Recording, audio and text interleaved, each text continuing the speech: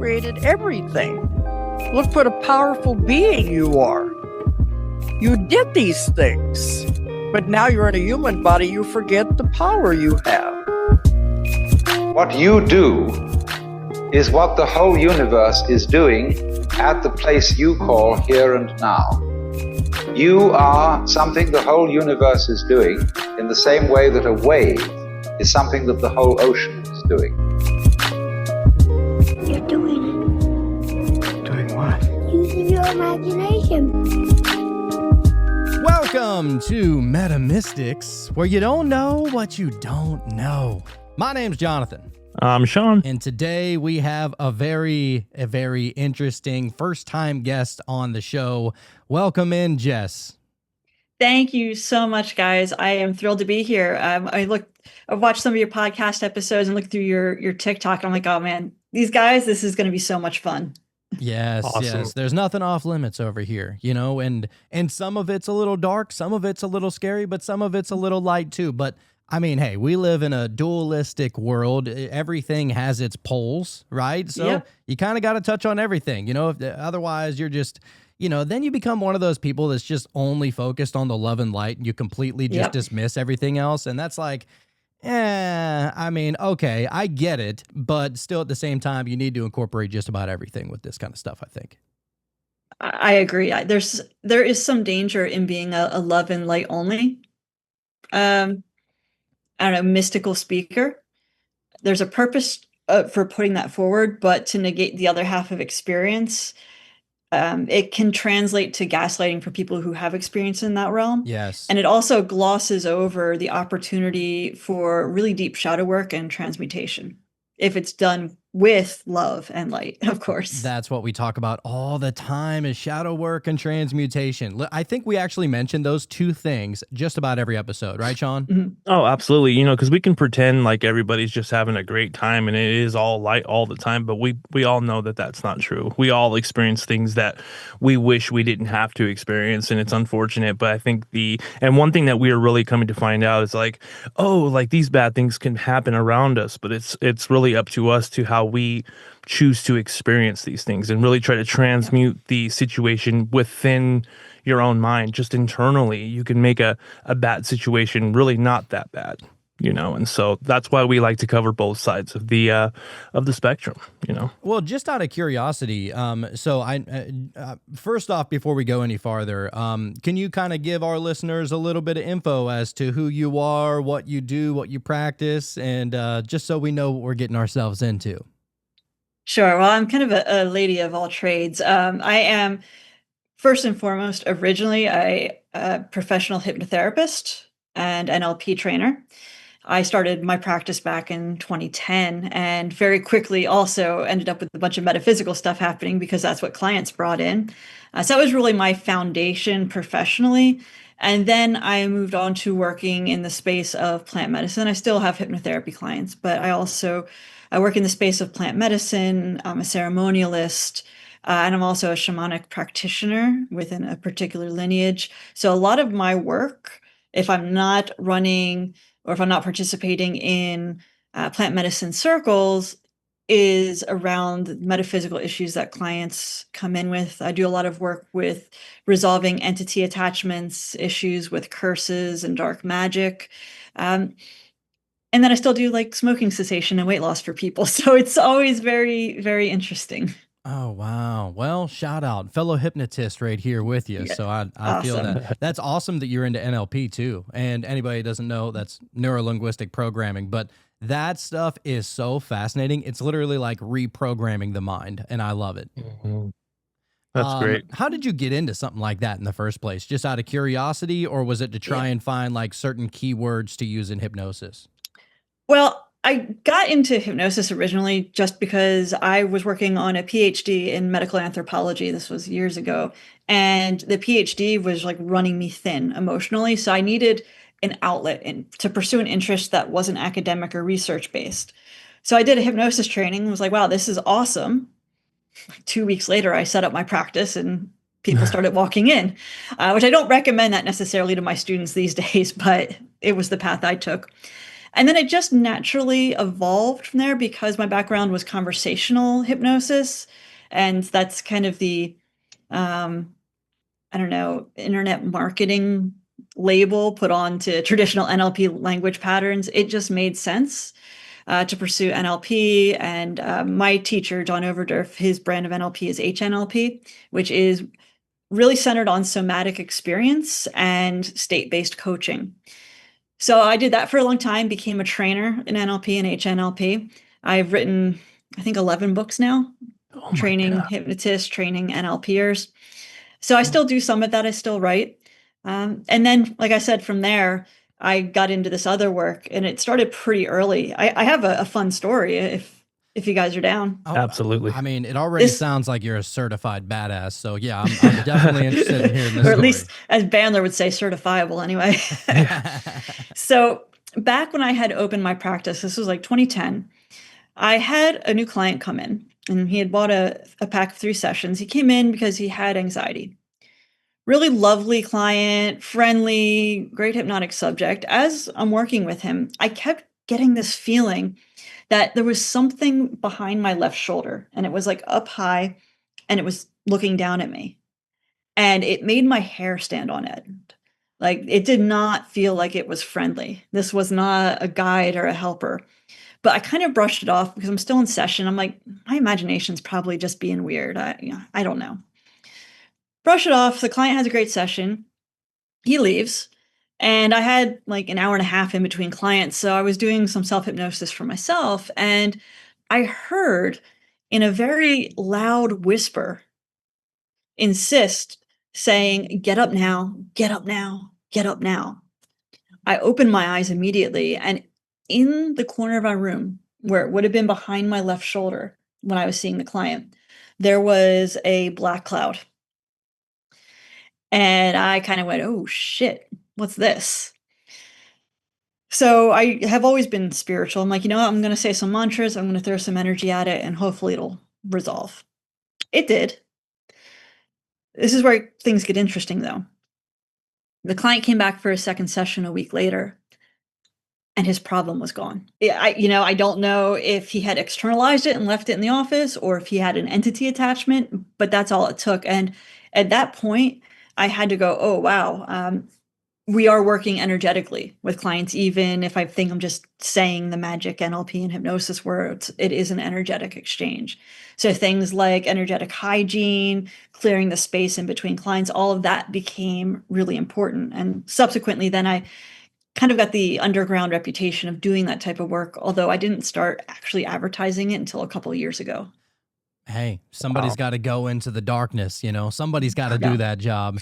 Yep. And what kind of hypnosis was it? I mean, was it like a past life regression hypnosis, or like, I don't know if you can even go into those kind of, can you give like an idea about what was it like trying with to that client? Yeah. I don't remember. It was 15 years ago. Oh, okay. All right. Yeah. Interesting. Yeah, it's fascinating what happens whenever you get into that hypnotic mind. It's almost like the gloves are off and pretty much anything can happen. And you had mentioned about how there was like a dark cloud in the room. Mm-hmm. I mean, is that the manifestation of what was bogging him down potentially? I don't know, because I didn't really investigate it after I scattered it. It could have been an externalized manifestation of his own turmoil and his own state, especially if he happened to be psychically gifted, which again, I don't know. It was a long time ago and before I was really well versed in this stuff. Alternatively, he could have had some sort of low-level attachment that was helping to spike the anxiety, and whatever we did was enough to loosen the ties. I don't know. Or it could be neither of those options. What would it be otherwise? Who knows? We live in a complex multiverse, and none of us has the entire map.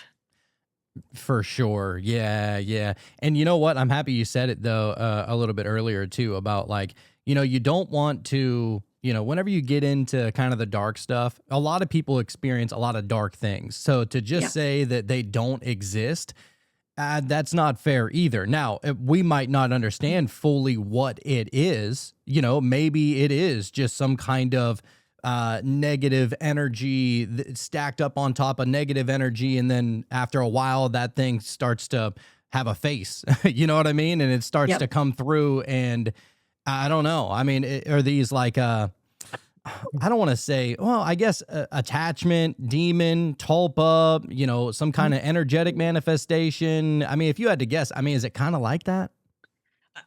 For that particular client, I don't know because I didn't investigate, but you're right. There are all sorts of different types of things that hide in the shadows. So there are, for example, elementals or nature spirits. Not all nature spirits are malevolent, by the way. Plenty of them are lovely or are ambivalent, but sometimes, especially if they get caught in a human's field, they can become really violent and aggressive, and that requires a delicate negotiation. Other times, clients generate unconsciously these entities. This is very common in poltergeist situations, either through their untrained psychic skill because they don't know that they have that ability, or through intense trauma. Even in the land, intense trauma over time can build up a consciousness. So these would be kind of like accidental tulpas, accidental egregores. Then there are the beings that are created purposefully. So these would be the traditional tulpas. In Western occultism, they also call them servitors. Then there are other classes of beings that I've come across that are neither of those. They're highly intelligent, highly manipulative, and I had a run-in with one personally, and I hope to never have a run-in with one of those ever again. And then I'm sure there's a whole range of other stuff out there too that I'm sure will walk across my Zoom screen at some point. Wow. So the one that you said that you wouldn't want to run in with, you don't want to talk about that probably, or? I can talk a little bit about it. It's a very long story. For people listening, you can find it on my TikTok. Okay. When I first started working with plant medicine, I got involved with someone who was really into ritual magic, more so than they let on. Mm-hmm. And from what I can tell had happened, so this is Jess's version of the story, not admissible in a court of law. There was an energetic siphon attached to me that was siphoning energy to this person to fuel their magic. They were into servitor creation. They had made a bunch of servitors. And there was something much darker riding that current. I would probably put this thing in the class of a demon in the traditional sense. It was incredibly violent. This went on for 3.5 years. I didn't know what had happened. I was having problems, but I didn't put the pieces together until the 3-year mark. And then it took a half a year to end the haunting and end the possession. I would like to never come across one of those ever again. I can imagine. Oh my God. Wow. I'm trying to, you know, I always try and almost get like a little psychological with it, not to like take away from, you know, the weird magic of servitors and tulpas and everything. But like, I feel like there's multiple ways to look at certain things like that. And I always try and see it like, obviously none of this is going to be logical. We're talking about like the spiritual world, right? Like, so logic does not apply there.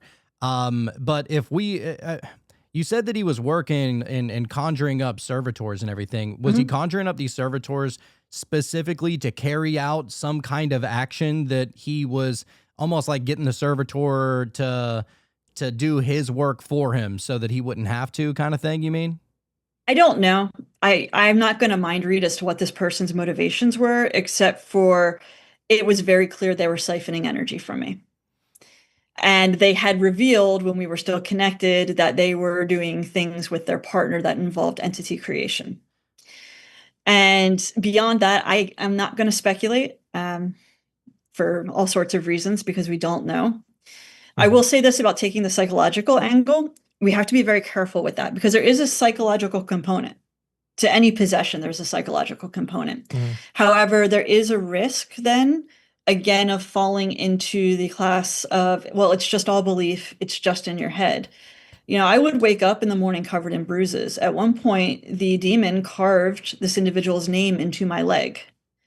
I had objects move around. My roommates witnessed it without knowing what was going on.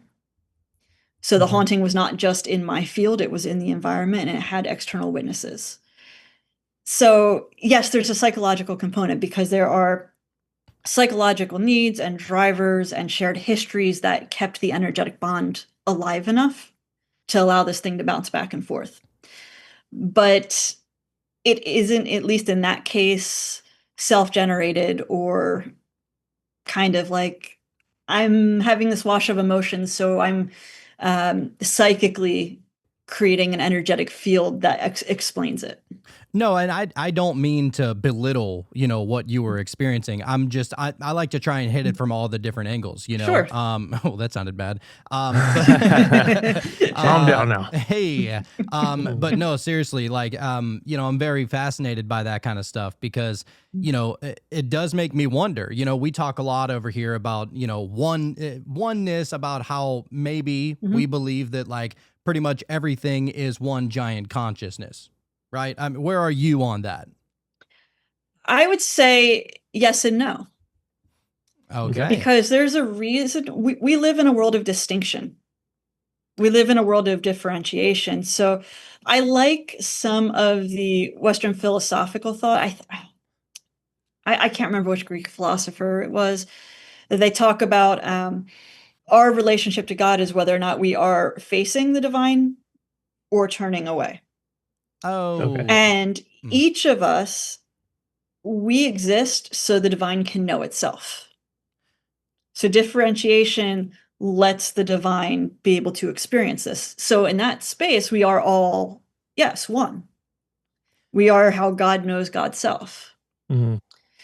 But if we jump right up to we're all one, and that's not grounded in mystical experience, if it's purely an intellectual game. And I don't mean that to belittle it, but there are a lot of people, especially like in the New Age community. I've encountered a few of them actually on TikTok who are like, your guides aren't real. They're just you, man. We're all one. That's useless because we live in a world of differentiation. Now, if you are devoting a meditation practice to, Yogacara, philosophy of Buddhism, or to Advaita Vedanta, then of course. So I'm not saying that isn't what reality is, but we also need to embrace the fact that differentiation is how God knows, how ultimately we know ourselves. Absolutely. Well, look, I mean, you're here to teach us. And you're a shaman, right? And so you're kind of helping guide people on plant medicine ceremonies and whatnot. So, I mean, I imagine you've seen some shit, right? Like, yeah. I mean, not only just through your own eyes and through your own mind, but, probably around everybody else that you're helping, kind of take their hand through the actual process of the ceremony. I mean, yeah. I can't even imagine what it's like to be a shaman, like holding somebody's hand, not necessarily holding somebody's hand. I mean, you're there, you're trying to essentially be a guide, right? But like, I mean, I'm sure some people just got to freak the fuck out sometimes, right? Typically not in a guided situation because we build a very strong container, set and setting. There's always the possibility. Yes, of course. But we do everything we can to help ground a person. And if somebody has challenging moments, which especially on higher doses of whichever medicine someone's working with, there's going to be challenging moments. Those moments tend to be very easy to help someone navigate through. It's very different than taking psychedelics in a party scene where there isn't as much protection and there's too many independent variables. And look, I have no problem with the recreational use of psychedelics, not at all. It's just more unpredictable in those settings than if someone's going to come and work with a guide. And I should also mention the term shaman, it can be a little bit problematic. So I'm initiated, I'm a Mesa carrier, the traditional Quechua term for my initiation. I was initiated as kind of the base level of a Paco. That's another word for like curandera. Shaman in the West, especially with the explosion of the psychedelic renaissance, everybody who sits like 3 ayahuasca ceremonies wants to call themselves a shaman. Most of my shamanic work has nothing to do with plant medicine. Most of it is helping people negotiate with spirits, helping them to heal energy, helping them to find the types of plants that might support their overall well-being and happiness. And you can even place in the hypnosis and NLP stuff into this broader category of healing and energy healing. The main role of a shaman is to facilitate communication between humans and spirits. Some of us do it with plant medicine. Most of the time, I don't do it with plant medicine, just because it's heavy on the system. In the actual plant medicine space, my primary job is to hold the energetic container, to prepare everyone, hold the energetic container so no heavy energies, no malicious spirits come in. And then if someone feels that they need help working through something, then I can step in at least a little bit and begin to maybe shift them, or if they just want to talk, that sort of thing. But even then, we have to be very careful. I was working with an individual not too long ago, and they were working through something really, really heavy. I don't really want to go into too many details just because of client confidentiality, but they were facing something really, really immensely challenging. They had a healthy dose of plant medicine, and it took them an hour to walk from the back of the living room to the spot on the couch that they started at. And it was only like 5 feet away.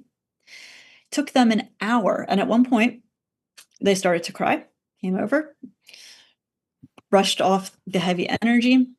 There was no real emotion. It was just energy flowing out of them. At one point, they leave, go to the bathroom, come back, and go to the exact space that they left in their 1 hour, 5 foot trek. Now, right. Like continuing their journey in that healing session, if you will. And externally, what was going on, if someone isn't in that space, could look really disturbing. And the natural impulse would be to step in and be like, let me take your hand, let me sit you down. If I would have done that, it would have essentially destroyed what was a profoundly important experience for this individual. Yeah, it was absolutely necessary, almost. Like whatever it was that was going on within the mind, within that session, that aspect of it, of making that journey from where they were to the couch, and then, being able to go ahead and use the restroom, come back and go right back to that spot. It was almost like they knew, okay, this is where I left off. I can't skip a step. I need to get right back into where I was, feel that, and then continue on. That's wow. I've never experienced, and just if you don't mind me asking, what is the plant medicine that you guys normally use? Ayahuasca or? No, I work with mushrooms. Oh, okay. Ayahuasca, ayahuasca never called to me. It's not my medicine. That's why I don't serve it. Also, for people who are interested in ayahuasca, work with a traditional ayahuasquero. They go through years of training. Okay. So be selective who you work with for that. I certainly would not be offering that. I work with mushrooms. They're my soul ally. I love them. I love it. Yeah. You were called to the mushroom. Yes. All right. I mean, the mushroom is a spirit itself, it is. For sure. And that's what's so fascinating is that you'll hear that there are certain like specific spirits to each plant medicine. And everybody always talks about, is it like Lady Aya or something like that with ayahuasca, right? And then the mushrooms, obviously, and then of course you hear things about, like what's the cactus called, Sean? The cactus? Yeah, the psychedelic peyote. I didn't even know that was a cactus, dude, to be honest with you. Really? Yeah. Damn. All right. That's my bad. That's on me. It's out here. But no, it is crazy how you keep on hearing. And that's what's so fascinating about it, is that so many people keep on coming back. This is what this spirit of this plant told me. And it's always the same vibe. It's always the same energy. It's almost always the same story. And they're trying to help you through whatever specifically you got to get through, but in the same way, it seems like. And man, it's just, there's something extra going on with that for sure. Yes. And each of those plant spirits have their own vibe.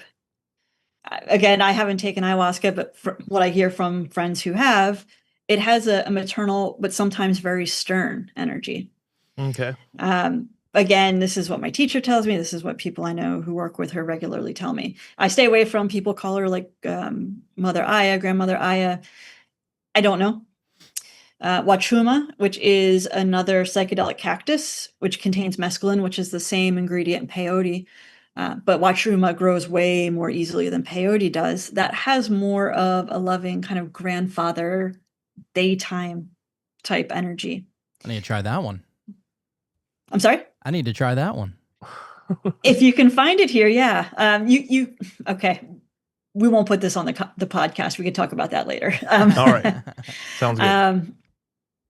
Then the mushrooms tend to be very playful. So in Mazatec communities, one of the names for them are the holy children. They tend to be more male, more masculine. They can be a trickster. So they're not stern, but they're not all loving. Well, they are all loving, but it doesn't express that way. Sometimes things can be difficult. Doesn't Sometimes always come off that way. All right. And mushrooms like to laugh. If you can have fun with the mushrooms, do it. Because that's when their personality comes out. Oh, wow. Yeah, and it seems like it highly depends on the amount that you take. You know, like, because if I just take 2 grams of, you know, your regular like hydroponic mushrooms, yeah, I'm laughing, I'm vibing, Gentle. I'm seeing amazing colors, and I'm giggly and everything. You take 7 grams of those bad boys, it's a whole nother night. You know, Different world. like there's something stronger about that. And we've had, you know, our mushroom experiences and everything too. So, and they do kind of like range, you know, and I feel like it's almost dependent upon really whatever you got going on in your life at that moment.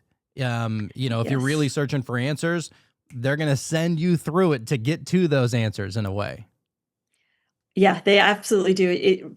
It's partially the mushroom, the strain, the ratio of alkaloids. All 4 alkaloids in mushrooms are important. So psilocin, psilocybin, baeocystin, and neurobaeocystin, they work together. It isn't just the psilocybin. So at what ratios those alkaloids are impacts the type of journey, at least the energy level of the journey. Then it's also what you bring. And if you want to get even a little bit more trippy about this, what I've found is it also depends on the grower. Yeah. I gotta imagine that has something to do with it. Yep. Somebody who you could have 2 people with the exact same setup. The person who loves their mushrooms as they're growing, those mushrooms will be like the best mushrooms of your life. Wow. Because they will carry that vibration. That actually, yeah, that makes a lot of sense. You know, it's like the vibration coming off of that person. It's almost just going into that plant and just kind of embedding itself, that energy, whatever vibe that was. That, yeah, I can believe that. Does it ever like implant, like, I don't know, is there some kind of imprint? If you were to grow your own mushrooms, would it have a little bit of your essence or something like that? Or is it basically just upon the energy and how you're looking at your mushrooms and stuff? I'm not sure, because I'm not sure if I would see a difference between the 2. I'm not a grower though. So I would have to ask my grower friends. I tried one. I don't really know. I tried one time. I failed horribly. You should try again. You can do it. I am. Yes, I definitely will. You just convinced me. It didn't take much, but that was easy. You said something very fascinating about negotiating with spirits. What does that look like? And what terms are you negotiating? So it's usually in the situation where somebody has a haunting or an attachment. So I had one client who I was doing just some very basic energy healing. They didn't come to me because they had a spirit. They wanted to just kind of explore things like shamanic drumming and journeying, very kind of light, feel good stuff. We were doing something with energy. I can't remember now. But all of a sudden, they were like, there's something stuck in my stomach. I'm like, okay, get the rattle, let's move it up. Got stuck in their chest. It wouldn't move, and it was starting to make them sick. So I asked them, okay, well, is this yours? Yes or no? I want to be careful about not leading in one direction or another, because there's lots of psychological reasons this could happen. Suggestibility. Yeah, and I see it as a coach. Like, parts issues can manifest like this. So I didn't know what was going on. This client said, it's not mine, but it's been with me for a long time. I said, okay, well, did it belong to someone else? Yes or no? Because now I'm thinking, well, okay, it could have been a part installed by someone in this person's early life, which again, then we're back into standard coaching. They said it was someone else. Oh. So I was like, oh, okay, this is going to be cool. Hmm. So let's tap into it. I asked a few more questions, and they had in them some fragment of a soul from the Spanish-American War. Whoa. They had a soul fragment that belonged to a 14-year-old boy who was conscripted into fighting as a child. And he was very afraid to leave this person. He connected with this person because her family had moved into his house. And he Oh. felt some sort of resonance with this client when they were a child. And the little boy didn't want to go. He was afraid of what was going to be on the other side because he was in war. He saw a lot of really terrible things. So we had a back and forth, basically encouraging him, okay, are you ready to go now? Or do you want to go in a little bit? In a little bit, okay. Talk a little bit more. Okay, it's time to go now. I don't want to go. Well, you have a choice. I can either help you to transition into the next life where your family is and where the rest of you is, Mhm. or you can wander around the earth, but you can't stay here. You don't have to go home, but you can't stay here. Because my primary duty is to the embodied client, the human. Yeah. But I do have a duty to the spirits as well. So I never want, especially with like a human or a nature spirit, I never want to force or try to dominate. We want to encourage them to take the next step to move out. I did some coaching for that spirit, just like basic NLP stuff to get them comfortable. And then they moved out. They left her, the client's entire body kind of lurched forward. The following week, my client said to me, I didn't want to tell you because I wasn't sure, but I felt like I was haunted up until our last session, and now I don't anymore. Wow. So that would be a negotiation with a soul fragment. Then there are elementals. There are nature spirits, consciousnesses that are born from the earth itself. Mm-hmm. They've never had a body. And some are helpers, some are wonderful. Some have become distorted and become malicious. Others, for whatever reason, they glom onto a human. It could be that the human accidentally stepped into their terrain and didn't respect them properly. I had one client, their situation was they were a medium, but they didn't know it. I didn't know it either at the time. They had contacted me because they knew I did this work. They sent me pictures of their legs. Their legs were covered in scratches, absolutely covered. I said, what's going on here? They said they wake up at least once a week covered in these scratches. Oh my So it took a God. little while to get to the bottom of what was going on. Of course, like my red flag's going off because if a spirit's doing this, I'm automatically thinking like demon.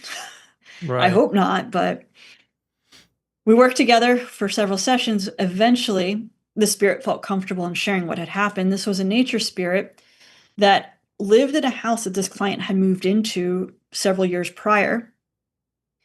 That client was going through a really chaotic point in their life. There was a lot of emotional trauma, and because they had psychic abilities, their field trapped this nature spirit. The client then went and moved 3 states away. So the spirit is no longer even in its home. So it was lashing out, and the only way it could get my client's attention was through violence. Scratching and clawing literally its way out. Yeah. And, if I would have gone in and tried to dominate and force it out, like, the spirit of Christ compels you, all that stuff, maybe it would have worked, but I would have damaged a spirit who was caught in a really bad situation. And once we knew what happened, the negotiation was very simple. Okay, we're going to send you back to your home.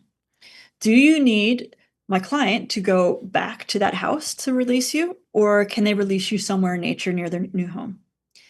They can, the spirit said it can be released somewhere in nature. And then it actually gave my client, because they are psychic, a flash of exactly where they wanted to go.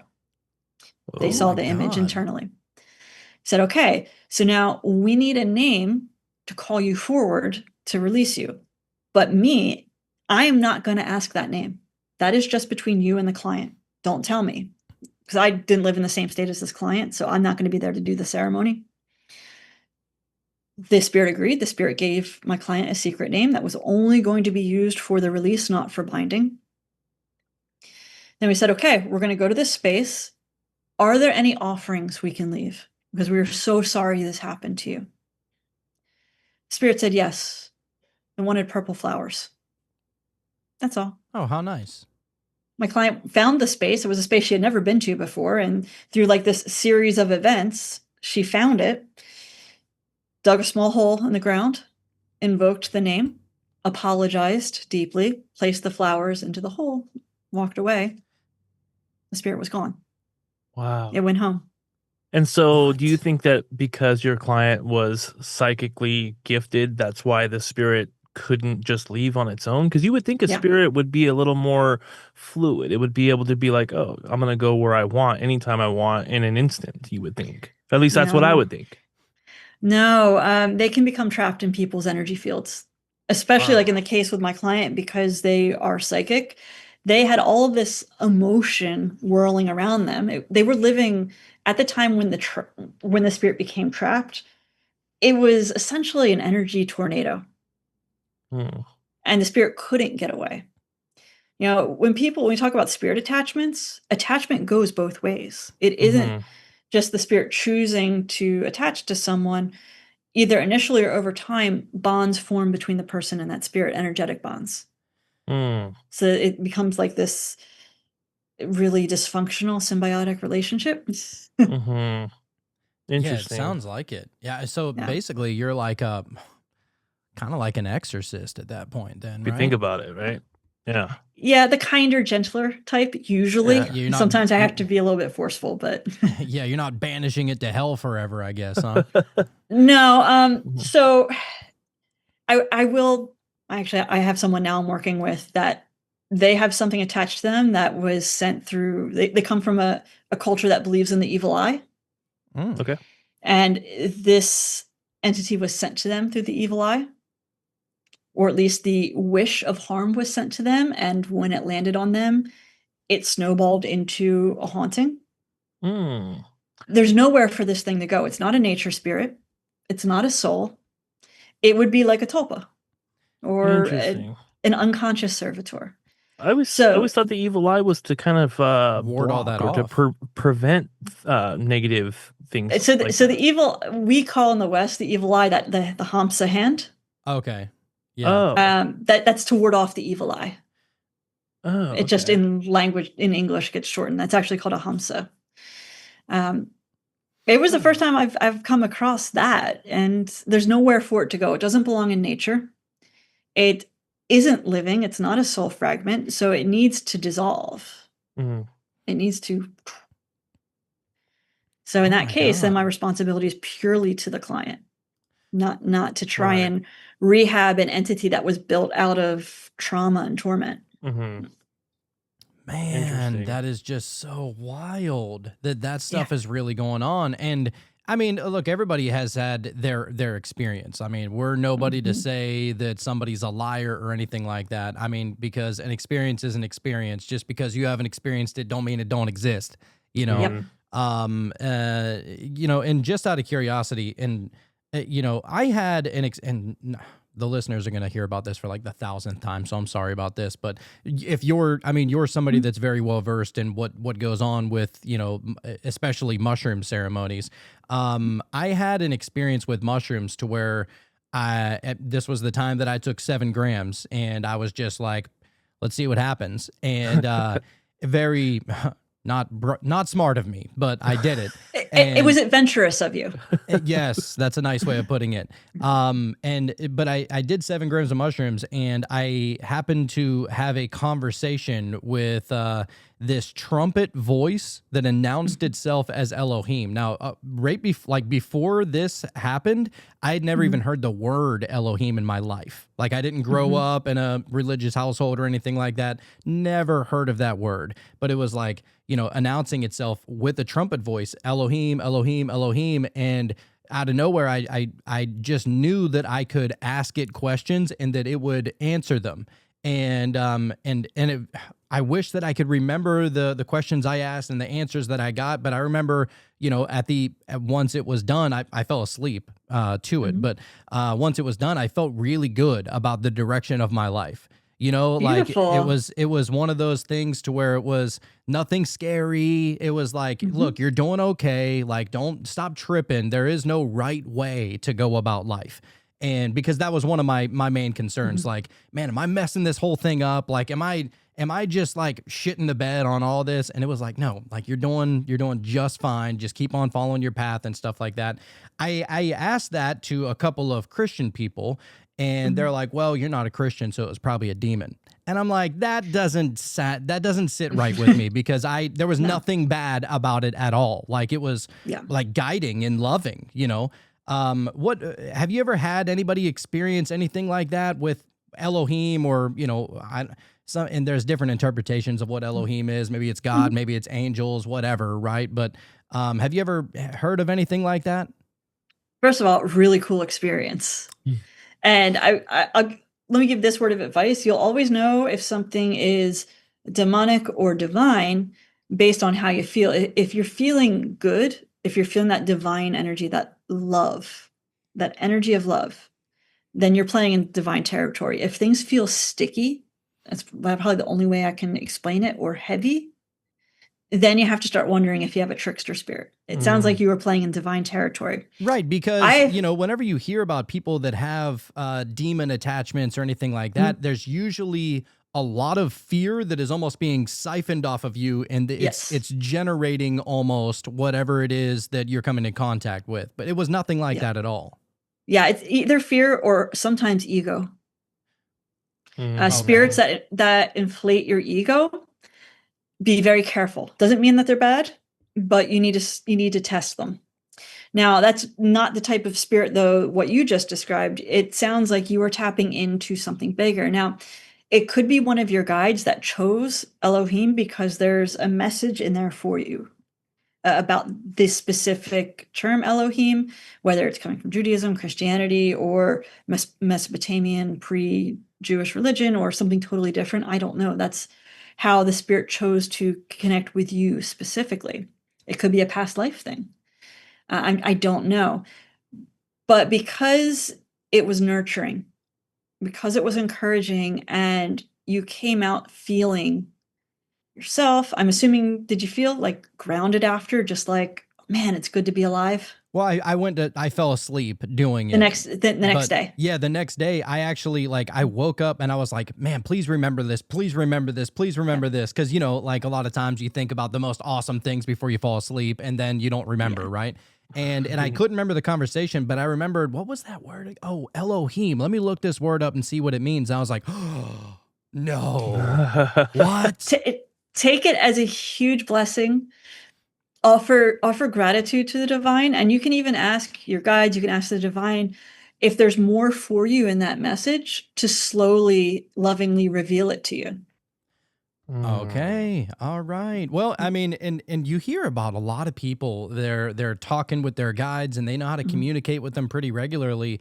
I mean, I'm sure and you believe we all have guides? Everybody does, right? I believe everybody does, yeah. How do you find out who they are? Like, what is there a Yeah. process to that? So I would recommend just begin with prayer. Be very, very clear that you'd like to build the connection with your guides, the beings who are here for your well-being and your support. So Okay. you want Uh, anytime you start speaking to the spirit world, you have to put guardrails. Otherwise, you get what you get. But if you're very clear as to who or what you want to speak to, start there, and then start paying attention specifically to your dreams. And also immediately after, if after you do it reverently, pay attention to how you feel, especially if you feel anything in the atmosphere around you. You'll know it's a guide. Guides approach very gently, very softly, like a almost like a warm breeze.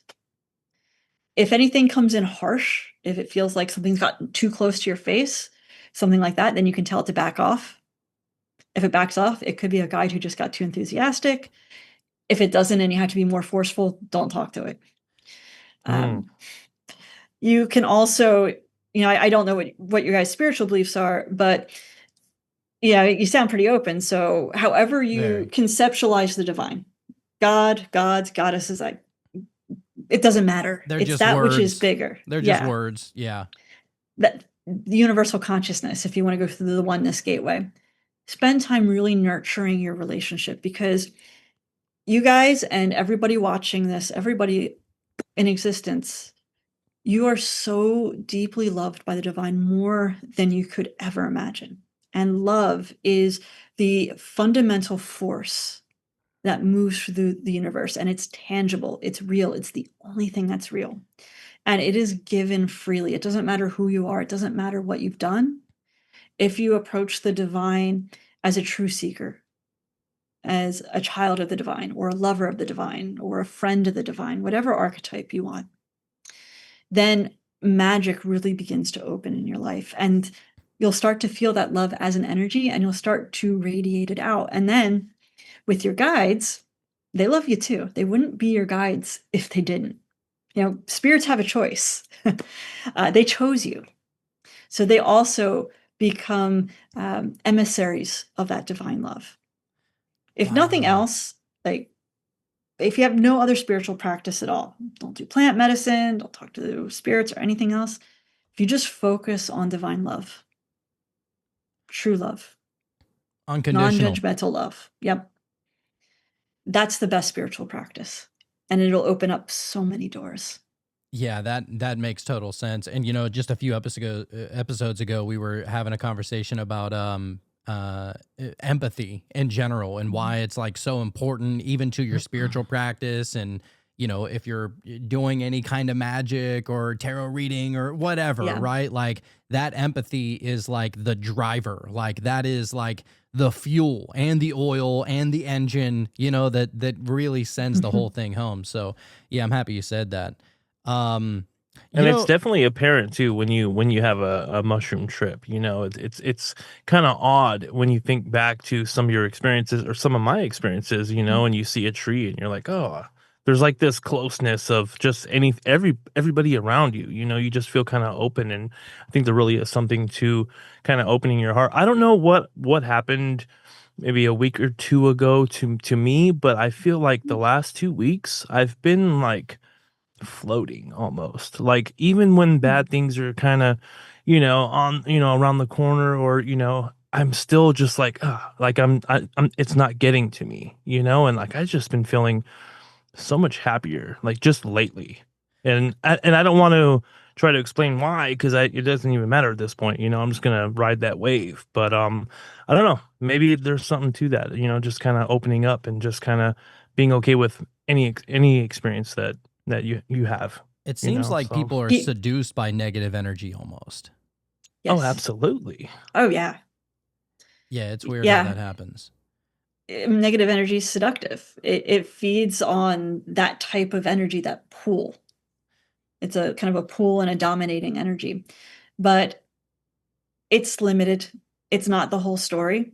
I have lots of dark stories because I help people break free, and I broke free myself. But and I get it. Horror movies are great, so people gravitate towards the shadow because it's entertainment. What's on the other side of that, though, is so much better. So if you're walking through life and you are feeling just happy, you don't need to ask why. Right. Yeah. Just ask, how can I keep this going? Yeah.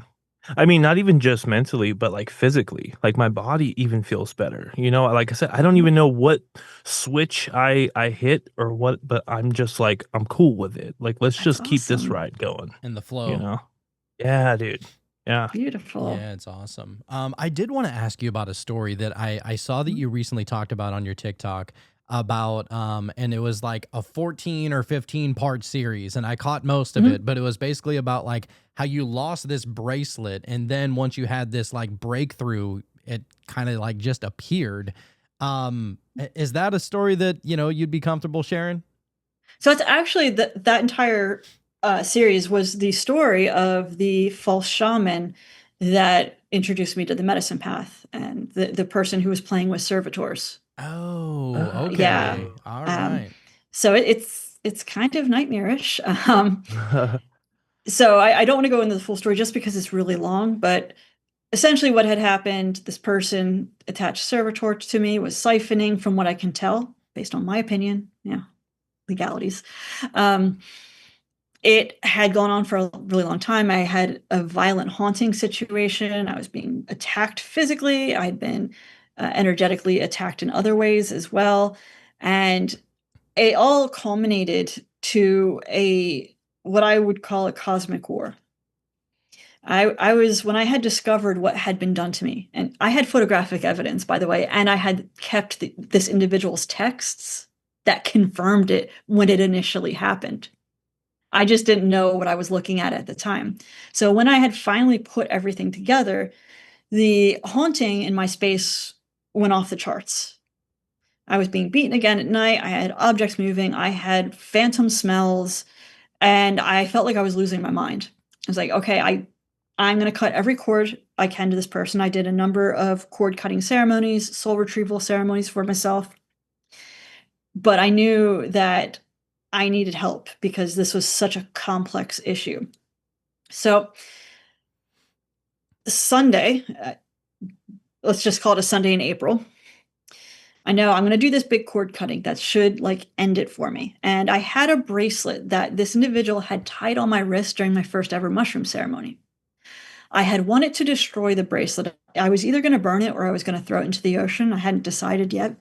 I was going to destroy it because I felt like it had been a ritual tether. And I was correct, by the way. Whoa. So I had kept it for years in my altar cabinet. I knew exactly where it was. Sunday rolls around. I was going to do the ceremony the following day. I hear a thud in my cabinet. Like, what is that? I go over. Everything looks fine. I go out for the day. I come home, and my apartment reeks of burnt candle wax. My cabinet is open. To which, again, I think maybe I opened it. It's kind of a cheap cabinet. There's a logical explanation for this. That night, I have a dream where I am attacked by the entity that was fueling all of this magic, the demon. And we ended up in a stalemate. But the message that came through in that dream was that my cabinet had been defiled, had been desecrated. What? The next day, I go to do the cord cutting. I open the cabinet, get all my tools out. The bracelet is now gone. I searched that entire cabinet. I can't find it anywhere. So then I'm like, well, it was he either called it back for some ritual purpose, or it dissolved, or my guides took it. I wasn't sure which. Do the ceremony anyway. 2 days later, I call in some nature spirits who are allies of mine. Like, look, I need your help, guys. I can't do this alone. This thing is still attached to me, and I don't know what to do. All-out war broke out in my apartment. That's the only way I can describe it. I had spirits running here and there. I had orbs of light that looked like angels sweeping through my apartment, chasing shadows. I was hearing loud pops. Whoa. I could feel the corners of reality begin to turn in on themselves. And you guys are psychonauts, so you probably get what that means. There's no other way to describe it. Mhm. And I hadn't taken anything. This was like a Wednesday night, normal night. But reality had fractured. The veil was gone. And I fought beside my guides. I fought beside nature spirits to sever the tentacles that were connecting me to this magical nonsense. At that night, though, when the things connecting it to my field were removed, my crown chakra opened, and that was my first taste of divine love. And it's really difficult to describe. It was this energy that I just knew it as love, and it just flowed into me. I didn't even know where it was coming from. And it just energized my whole body. I didn't sleep that night. I just laid in bed vibrating with this divine love. It was the most beautiful, sacred experience of my life. It was just really, really powerful. For the following few days, I was a half a foot in this reality and a foot and a half in the other. Yep. Reality was not reality for those days. I was walking through New York City in a completely mystical state. Mhm. Then as I began to ground, I still had the issues. The servitor was dismantled or being dismantled, but I still had issues with the entity behind it as well as the conjurer responsible.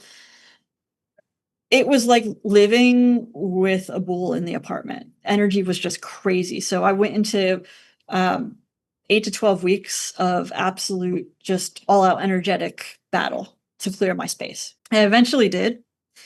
Afterward, another working was cast on me that it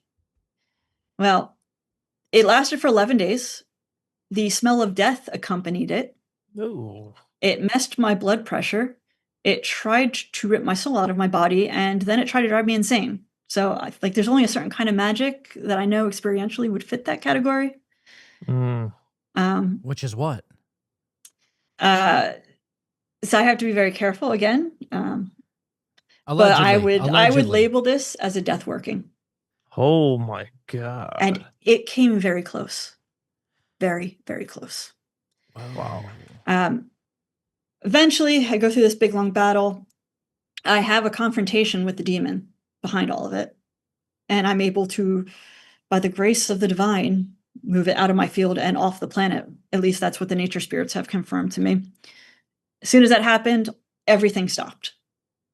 The magic game stopped. The haunting stopped. Then, like a week later, I was like, my altar cabinet needs to be cleaned. I haven't dusted in a long time. So I take everything off the shelves. I clean everything. I get rid of some stuff, keep other things. I wipe everything down with Florida water, bless the completely empty cabinet, put everything back.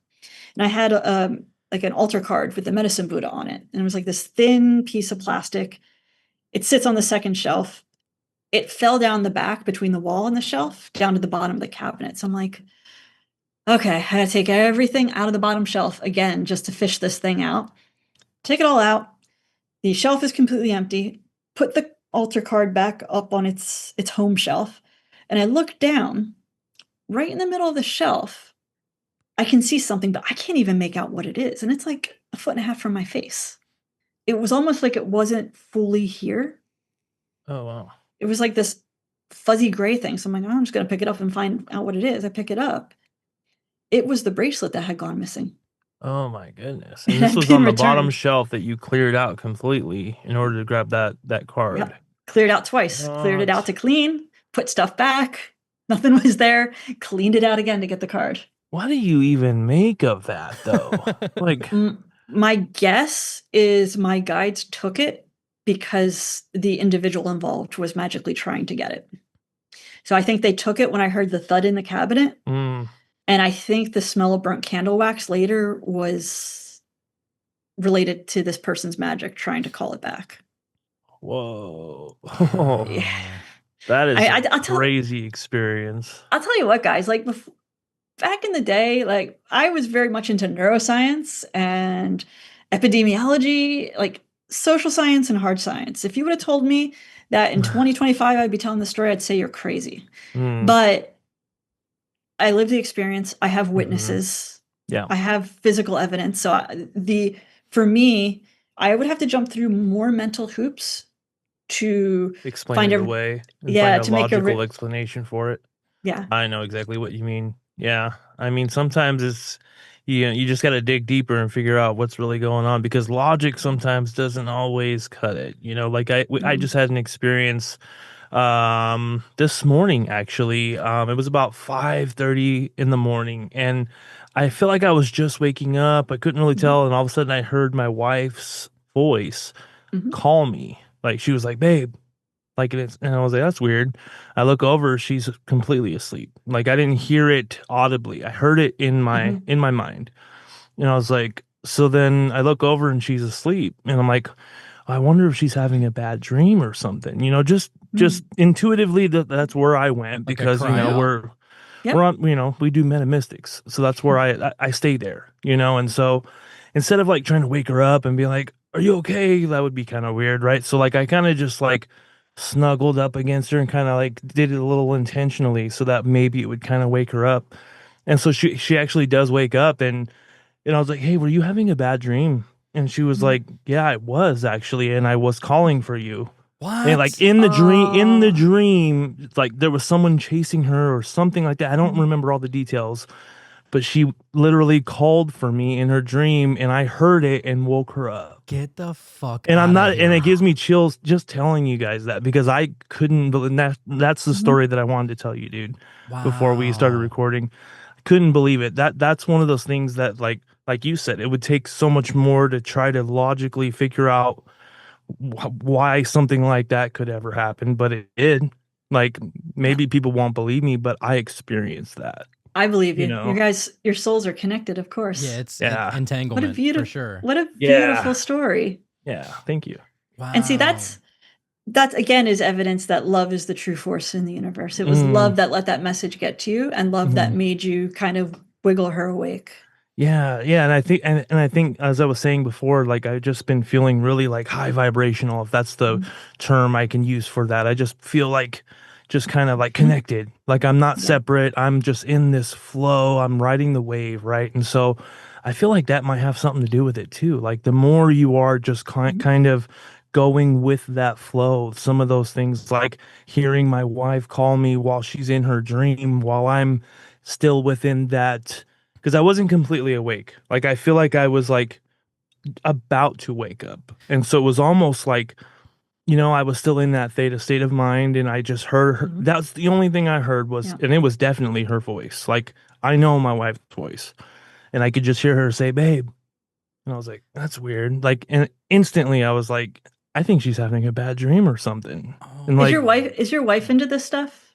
Into the yeah, metaphysics? she is. Obviously, like right now she's doing work and school full time, and so she doesn't have a lot of time to Yep. really kind of get immersed, if you will. But she's definitely, we're definitely like-minded when it comes to like this type of, whatever you want to call it, spirituality, or Because you guys could experiment with sharing dreams. I mean, what do they call that? Isn't that like dream walking, or I forget what they call Yeah. that, but Yeah, there's lots of names for it. yeah. But you'd probably be pretty good at it. Oh, I'm sure. She has the wildest dreams. She'll wake up and tell me like this long, almost like a movie. I'm like, man, I wish I could dream like that, Yeah. How's your dream recall? Mine? Mhm. Oh, it's awful. Like I'll know Yeah. for a fact that I dreamt a bunch of weird stuff. Like I know that's the experience I had, but yet I'll wake up with like a 4-word explanation of what it was I experienced. Like, oh, I don't know, there was like a yellow bus and it, drove by. That's all I remember. But I know there was like hours worth of material there, Yeah. and I got nothing. So, Well, that's actually really good. It means you're a deep sleeper. right. But Yeah. you can build that out more, like through dream journaling. You can build the muscle for dream recall. Right. Because you probably do have the wild dreams just like she does. Yeah, I'm sure. Yeah. Got to get the dream journal, dude. Still Dude, slacking. It's a free app. Just download Yeah. it. It ain't I mean, I got nothing. notebooks all over the house. I just need to designate one. That's really it. Yeah, so Jess, to answer your question, you are crazy, but we're all mad here, Yes. Yeah, well. Yes. Well, if crazy lets me live in a magical world where love is the only thing, then I'd rather that. That's the best kind. For sure. I'd much rather be crazy than logical, like Real what's quick, that? I got a quick question for you, just out of my own curiosity. When you have a client and you're giving them the plant medicine, the mushrooms, how much do you typically give them for the treatment? It depends on the client, what their Yeah. needs are, what the goals are, also what mushroom we're working with. Oh, okay. So it's not, it's not prescriptive. Some individuals are they want to step a toe in, but they have a tremendous amount of fear, like more than normal. So we don't necessarily want to blast those people up into the cosmos first. We want to let them have a gram and see that it's okay. Right. I work with a lot of clients who have terminal diagnoses, and they need something different. They're on limited time, and the struggles that they're bringing are very much so of the metaphysical variety. So they're after the mystical experience. Mm-hmm. You can have a mystical experience at any dose of mushrooms. One of the most profound journeys I ever had was on a gram. But like predictively, if you're working with like a standard mushroom, like a golden teacher, 4 grams is usually a good starting point if we're going to go like full mystical. Right. But then again, it depends on the strength. The grower I work with, their mushrooms are insanely potent. That like 1/3 of a gram and I'll trip. So we don't want to necessarily give those people 4 grams. For that, it would be more like 2 grams. Right. Yeah. If you're just having like a regular mushroom, 4 or 5 is good, but you take like a penis envy, you're done off of 1 gram. It's kind of a crazy thing. Yeah, man. It's been a long time since I tripped on mushrooms, so I think that I'm due. I mean, and Sean and I, we're going to be getting together for our own little ceremony here in a few days, so I'm really excited about that. But but God, I just love talking about it. Like it is so deeply, mystical, and it's like it's something that there's no one person that knows everything about it. And that's what I love about it, is that you're always going to keep on learning and learning and learning and hearing experience after experience. And it's like they never cease to amaze me. All the different, I mean, you can go on websites and read trip reports. You hear, maybe your friends' kind of experiences. And there's always something like very valuable and beautiful to learn. And sometimes, you get people like me, I'm rather stubborn. And so I have to kind of learn it the hard way. And that's not the most fun, but hey, whatever gets the job done, But yeah, it's just so fascinating. But Jess, I know you're on limited time. Yes. So 11:11. We got an angel time. Hey, there it is. Shout out. All right. Sean, did you pull that card yet, sir? Oh no, I didn't. That's my bad. That's Slack it. Sometimes when we have a guest, I just I'm just sitting here listening, trying to learn as much as I can. That's all. Well, look, while you're shuffling over there, Jess, if you wouldn't mind, could you tell our listeners where they can find you? And we'll be sure to put all your information down in the show notes for anybody who wants to find you as well. Great, thanks. Yeah, so you can find me on TikTok or Instagram at SoulMedicineWithJess. You can also find me online at jess-marion.com. That's pretty much it. Perfect. I love it. Yeah, I mean, my first time, the first video I saw of yours, I was like, I'm going to follow you and just binge all of your information because you just can't get enough of it. Like, it's so wild. It's so out there, but I feel like there's a lot to learn. And so thank you for sharing, your stories today. I think that, a lot of people would definitely be able to vibe and maybe relate to some of the stories too. And those that are, kind of curious about diving into the realm of psychedelics, there's a good side and a bad side. But to be honest, I feel like it's really all good in the end. Like, because even if it's scary, even if it's nightmarish, even if there's attachments or anything like that, I mean, you always seem to come out pretty unscathed after some time of sitting with it, I think. Yeah. The only time people can run into trouble with the plant medicines is if they have a bad facilitator. And I don't mean bad necessarily as unskilled, although that's problematic too. But bad as in bad intentions. Yeah, you hear about the shamans that take advantage of people. Man, it makes me sick to even hear about it. Yeah. Wow. That's the only side where it's definitely like that's a bad experience. I don't fall into the camp anymore. I used to fall in the camp of there's no bad trips. There's just unprocessed trips or unintegrated trips. Bullshit. There are absolutely bad trips, but it's usually situations where there's consent violation. Yes. At all levels.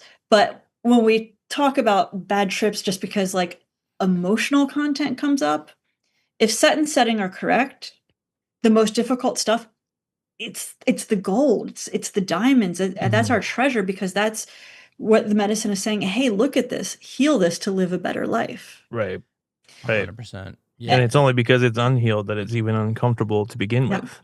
Yeah, even in settings like you read these trip reports of like people who, I don't know, take 4 hits of acid at a rave or something like that and end up jumping off a dumpster. Oh my God. They're fine. This is an actual story I heard, by the way. I'm not making this one up. People are in these uncontrolled environments. These uncontrolled environments trigger for some people, like panic or a bad trip. But ultimately, even that stuff that comes up in that uncontrolled environment, it's their shadow. They can process it and they can learn from it. Yeah. It's their fear, their insecurity. They're just having a bad day. So even like in those kind of horrific trip reports, because people were not in a great set and setting, there's still real value there and it can be healed. Yeah, 100%. And I can definitely, allude to that as well. Like my scariest, worst, like darkest trip I've ever had is the one thing that taught me the most out of all of them. So 100%, there's always nuggets of gold, Always. Shauno, We got what's that card? I'm ready, dude. We got the Hermit. Oh, great card. We love some hermit action, baby. No, dude. Is that something, do you play around with tarot at all, Jess? I do. It is one of my primary divination tools. I also, before journeys, when I facilitate, I have people pull a card from the major arcana. Oh, nice. Okay. All right. Well, we always like to, go back to our book and kind of read the description. There's usually some synchronicities in here. So we won't be shocked, but we will whenever we hear it. Right. The Hermit says, the hermit is wise and he knows the difference between being alone and being lonely. His solitude is the companion to his bright mind. There is wisdom to be gained through solitude. This is the lesson that the Hermit card imparts. On it, an old man walks alone carrying a tall staff and a lantern to light his way. The lantern illuminates only on what's in front of him, but points him toward the truth. His advanced age signals deep wisdom, while the staff suggests power. His power is in his ability to look within, rely on himself, and exercise tremendous patience. Interesting. It says you're deep in the process of soul searching and seeking your own inner truth. Allow yourself as much time alone as you need to look within, perhaps through meditation or taking long walks to tap into your divine inner wisdom. That sounds like what you would do on a psychedelic. Am I right? Absolutely. Absolutely. Man. Because it's you in there. You might have a shaman. You might have people around you also being treated, with the plant medicine. But in the end, you're really just kind of in there, you with you. Right? You with you and you with the spirit of the medicine. Right. Yes. Well, look, Jess, this was an awesome conversation. We would love to have it again. You are awesome. Absolutely. We're going to keep on following you on your journey. And Sean, any parting words for you, sir? No, I just really enjoyed your time and just the information that you brought to the table. These are the things that we like to cover, because people like yourself have actual experience with, this realm, with the spirits, with the nature spirits, with the plant medicine and everything else. And so I really appreciate you coming and really sharing your experience, because ultimately that's all we have. I think at the end of the day, I have my experiences, Jonathan has his, you have yours. And so the more that we can kind of share and kind of, spread, the positivity, even in the darker experiences, I feel like it's important for people to hear, because they're not alone. Absolutely. Thank you both so much for having me. This has been so much fun. So we'll definitely have to do it again. Oh, I always like absolutely. to geek out with fellow nerds of the metaphysical. Yes. And yeah, even in the darkest corners of existence, you'll find God there. You'll find the divine. And if I would leave the audience, you guys, with any final thought, it would just be to open yourselves up to the flow of divine love. Invite it in. It's just, God, give me your love. And let it flow through you like a current. Because in the end, love is it. That's all that matters. Facts. Yes, I love it. Thank you so much, Jess. This was absolutely amazing. So yeah, look, for anybody that wants to keep on hanging out with us, we're going to get over to the meditation. If you want to be involved in the meditation, then come over to patreon.com/metamystics. That link is down in the show notes below. We have several different tiers over there, but if you sign up for the the Wonder Wiz Day tier, you'll be able to come and join us every Wednesday night for the Wonder Wiz Day live show. So maybe you want to be a fly on the wall, maybe you have a question, whatever the case may be, your Wednesday nights don't need to be boring anymore. So come on, hang out with us over at Metamystics on Patreon. That being said, look, if Soul Medicine with Jess came here and she taught you anything, it's that you don't know what you don't know. So don't just get weird. Stay weird. All right, we're back from outer space. Was interesting, right? Oh my Very goodness. different. Very different. I would say probably one of the more unsettling meditations that we've probably ever done. It's interesting because almost instantly, once I actually started to visualize what that space would look like, it felt like I was in this like trailer, like I was in a mobile home or something. And like, for whatever reason, everything, well, I can't say for whatever reason, there was like a lot of dripping sounds and stuff like that. And so like everything was like, even I want to say it was like a chandelier or something, like a real small one, but even that was like dripping water. Like everything was just kind of soaked, you know, but then you're in this state of mind, and so everything is kind of melty or whatever. But then there was this object that was like rattling. I don't know if you remember that, but there was like something that was like, in my mind, it was something like on a metal table, just like rattling, almost falling off the table, or almost like trying to maintain its existence within this room. So everything else is kind of like a slow, drippy, like the trip state of mind. But that one item was just like this thing that kept pulling my attention. Like I kept like looking over at it, almost like I couldn't completely, like if I was in that, like on a trip, right? And so it was like I almost like couldn't fully enjoy it because I kept pulling my attention to that item, that whatever that was moving around, almost like so different compared to everything else in the environment. Right. And then there was one point where like it was like towards the end kind of, but there was like that breathing, and that was like really unsettling. Like it felt like something was like just like, and there was like a door that opened, right? And it sounded like something came in, and all of a sudden it was just breathing, and it was like, felt kind of intrusive, you know? And I was like, oh, and then it was funny because when that happened, I don't remember exactly when it happened, but the object just kind of went away, like but you forgot about it. You weren't, well, I forgot about it. I wasn't thinking about that anymore until later. And I thought back about it, and I was like, oh, I forgot all about the metal object because of this other thing that my attention went to, right? And so, and then I had the thought like, oh, it's interesting because as unsettling as that felt, after a while, you just kind of attune and understand that it's just sound.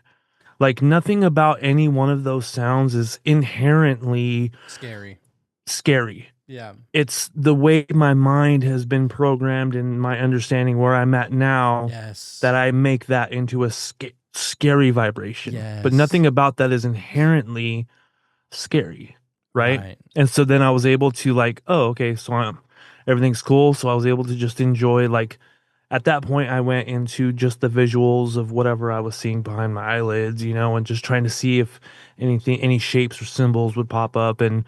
But I thought that was very fascinating as far as like being able to kind of rise above that lower fear vibration of like, oh, this is unsettling, I don't like the way it makes me feel, to it's just sound, and I got nothing to be worried about. And so it was almost like how you would feel when you're in a trip, right? Like everything's going fine, then something happens and it's like, oh, now I feel unsettled, I feel worried, I'm going inward too much, I'm starting to get like, and then something else happens and it pulls your attention and you're okay for a little bit and you're fine. And you're like on this, you know what I mean? Yep. And so, yeah, it was like a ride, dude. It was like an actual little journey there. Yeah, it really was. Sure. Yeah, I felt that same way. Beautiful storytelling, but from whoever made that. Yeah, you know what I mean? Like, fascinating. that was very good. Yeah, same for me. I was a little unsettled at the beginning, mainly because off camera, like as soon as we got done talking to Jess, we took our little break as we normally do and then come to meditation. But during that break, my dog starts growling at fucking nothing. And I'm like, okay, all right. So we just heard about all these horror stories and her exorcising these demons and shit. And now my dog's growling at the wind, which there is none. And so that made me kind of unsettled, just because it was like coming from her story and then this happens and now I'm about to do an ayahuasca meditation. So it was right. like, As of course it makes sense. I mean, it was like a triple header.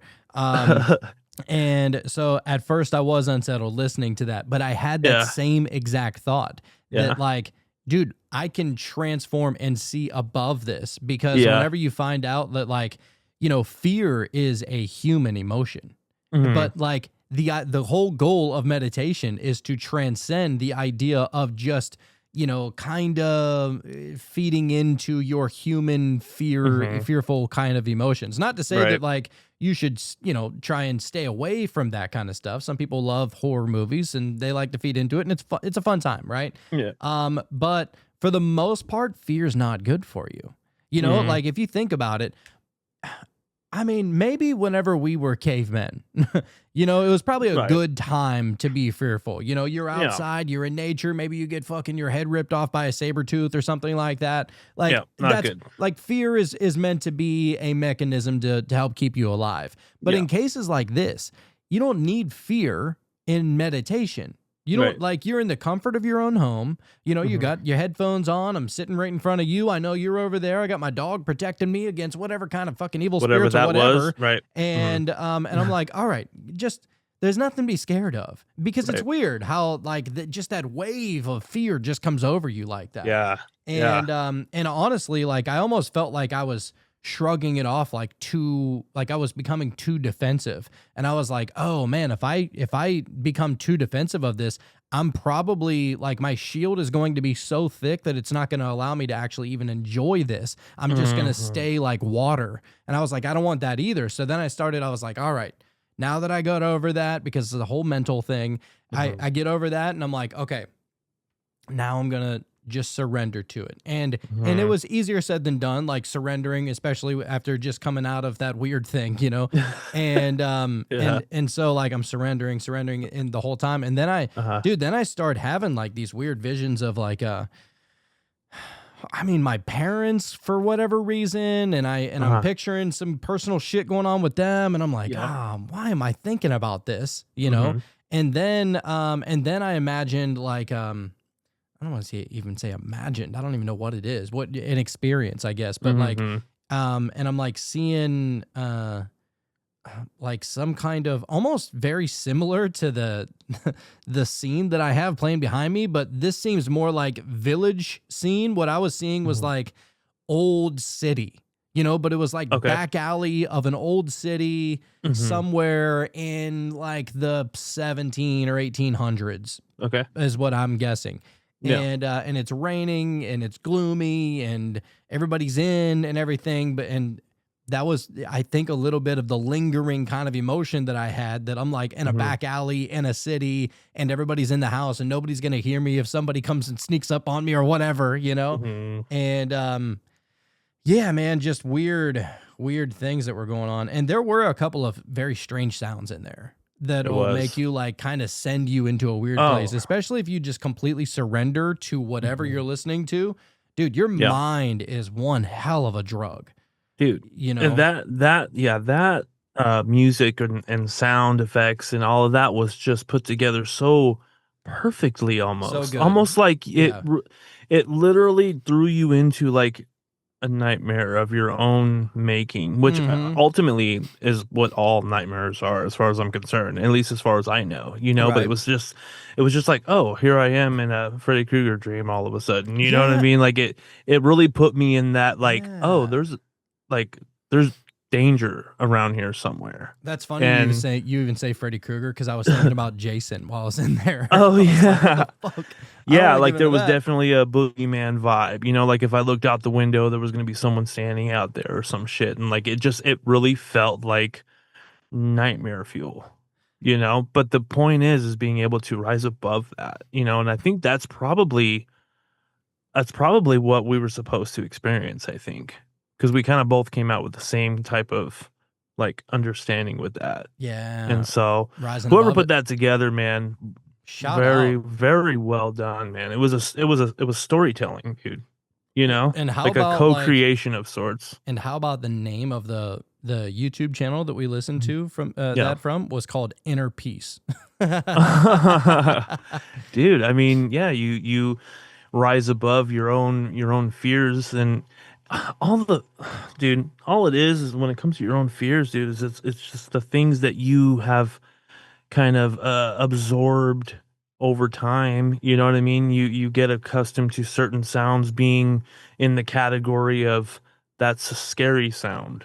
You know what I mean? And so like you said, here we are just meditating. There's nothing to be worried about, but our programming almost tells us that that's an uneasy feeling. I don't know, it's very, very fascinating I could how see that kind of played how out. I could see how people manifest their fears though.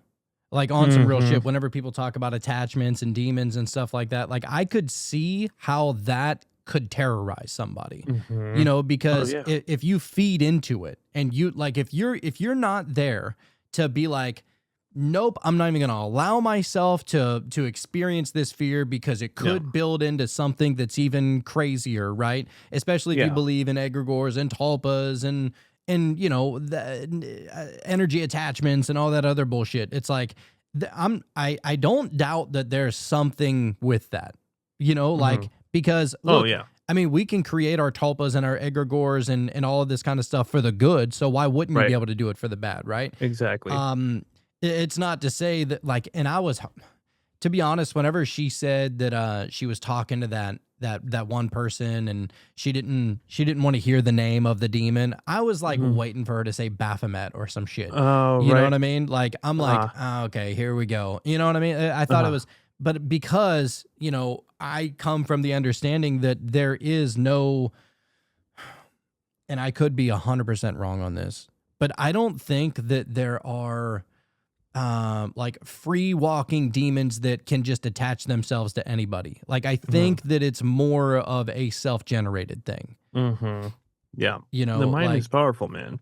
You know, it and is that's the just most kind of where we're powerful. coming from. You know what I mean? I feel like just because we haven't had that experience necessarily, you know, maybe we just don't know. We don't know. That's very, very possible, you know, but at least in my experience, I've never experienced a demon or anything like that. And so, but who's to say, dude? You know what I mean? As far as we know, I mean, there's so much that we don't know. It's Yeah. like we can never definitively just sit here and say that, you know, there's not something going on. But I'm with you on that as far as like if there is, it's definitely of our own making.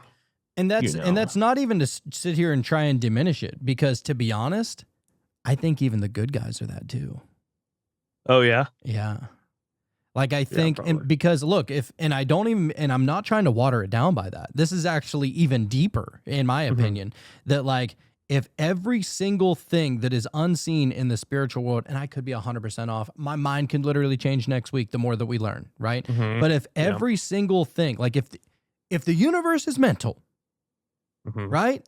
And there's all these different vibrations and frequencies. And, you know, here we are, we're kind of creating different vibrations and frequencies based upon our emotional kind of our own frequency and vibration. And maybe you feed into that a little bit and it starts to manifest itself outwardly because I don't know, maybe I think that's just how they work in that sense. I think that what we're talking about, dude, I think that and I'm not saying that we're making it up. Don't hear what I'm not saying with that. I'm not saying that we're making it up. I'm saying that I think that the power that we have, the manifesting power that we have, can make things more real than you would think. Oh, you absolutely. know, and I think that goes both ways, personally. Like now, that's why I wanted to ask her about the whole guides thing, because it's like, you know, I'm somebody, I don't know if I've ever come in direct communication with what I would call my guides. Personally, you know, if I'm doing a prayer or if I'm doing a tarot reading or I'm getting spiritual, right? I like to call upon some ancestors. I call upon Elohim every time. Like because I know Well, why that's a you've thing. experienced that already, so that would be a good way to go, I think. Right. You know, there's already something there. Right. And I guess what I'm trying to say because I feel like I'm watering it down too much. And I don't want it to come across that way. This is where it gets me. That shit where she was like, you know, people waking up with scratches and shit on their legs. Like, what is that? I want to look deeper into that because what the fuck is going on there? Well, because to my understanding, you know, we are valuable because we are in the physical. Like, this is like something that I've heard, you know, and demons they don't really have that kind of power, you know. That's why they need a human to attach to affect something in the physical, right? But so then how are scratches appearing? You know what I mean? Like, that seems like a very physical thing to be capable of if you need to attach to a human, like, you know what I mean? That's not But my first time hearing something what like do that. I know? Jacob talked about that, like about how his demon was harassing him and he would wake up with like marks on his back. I'm like, you can't even reach your back. You know what I mean? But then again, it's like we've already kind of researched some things where there was people that have like a split personality, you know, and the mind is that powerful where all of a sudden there's like physiological changes that happen just because of that. Almost like, I don't want to say placebo, but you know what I'm saying? There's an actual thing happening within your mind that's making it real. You know, like, oh, all right. I'm about to get weird here for a second. Okay, do it. Okay. So, you know how some people don't know how to handle their alcohol, right? And they say a bunch of shit that, like, they wake up the next morning and their wife is not talking to them, or vice versa, whatever. Just in this situation, let's just say the wife is mad at the husband because the husband said something that he shouldn't have, right? Okay. And the wife is like not wanting to talk to him whenever they wake up. And the husband's like, I thought we had a good time last night. Like, why are you mad? And she's like, don't fucking talk to me right now. You know, you were an asshole last night, and I don't know what was going on with that, but I need some space, right? Yep.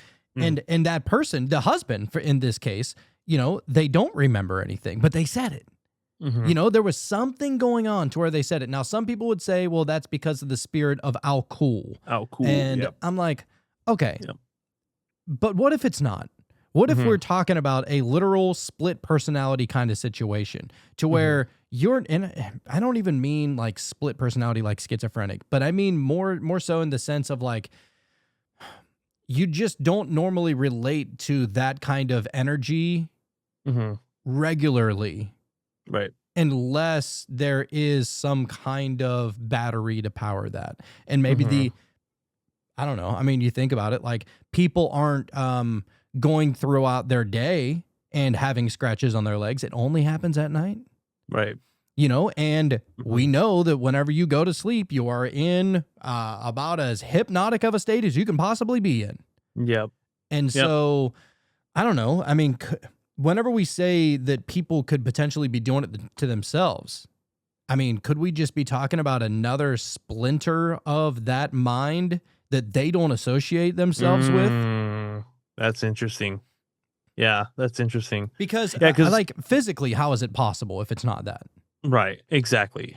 And see, that's where I would like to look at it. Like, let's assume that it's a demon, you know, doing something like that. I just don't see that. My mind I don't see that happening. You know, and as far as like the spirit of how cool, you know what I mean? Like, it's cool, it's a fun story, you know what I mean? But it's not like the spirit itself is in that alcohol that you're drinking, right? You know what I mean? It's not like somebody's putting, I mean, unless they are, who knows? I mean, they are called spirits, but yeah, they're called spirits, but it's almost like it's waking something up that's always been in there. You know what I mean? Like, some people get like super honest and say things that they mean, but they might not have said if they weren't under the influence, you know what I'm saying? And so it's like you're just kind of waking up something that has been dormant, you know, but it's there. It's the shadow. It's the thing that's always with you. And you think about it, like how is it that I could, you can't figure out an answer to a question that you've always had. And yet, whenever you get hypnotized, that answer is easily accessible. Right. So It's almost there's like because obviously- you're there's purposely obviously- blocking it out. Yeah. So there's obviously depths to ourselves, depths to our mind that we aren't always in connection with. Right. Man, we could be wrong. I don't know, Yeah, but this I is the mean- most likely to me. Yeah, well, and I think it's because of that episode that we did when we figured out like the whole etymology of the daemon or demon and all of that, and it was the daemon and genius and the jinn and all of this. It's like when you look into all of that, it's like, oh, you know what I mean? Like it's hard for me to just assume that demons are real and just go on with that. You know, I don't know. I mean, that's just me, I guess. I mean, but to be honest, there was a term in Hebrew or Greek or Aramaic or whatever that did call things like essentially evil spirits. It wasn't until they got translated into English that they started saying, all right, these are demons, which could have been a sleight of hand by the people that were trying to essentially make the pagans look like the bad guys. But even before the pagans, right? Like, I mean, pagans have always been around, but at least like to the Abrahamic religions, there was always some kind of evil spirit, right? And they didn't always call them demon. They called them, there's another word for it. I can't remember what it's called, but it's in Hebrew. Okay. And so they've always talked about it, but, and I think that, I don't know. I don't know enough, but I want to say that these things are kind of, emanations from the darker side of the depths of our own minds.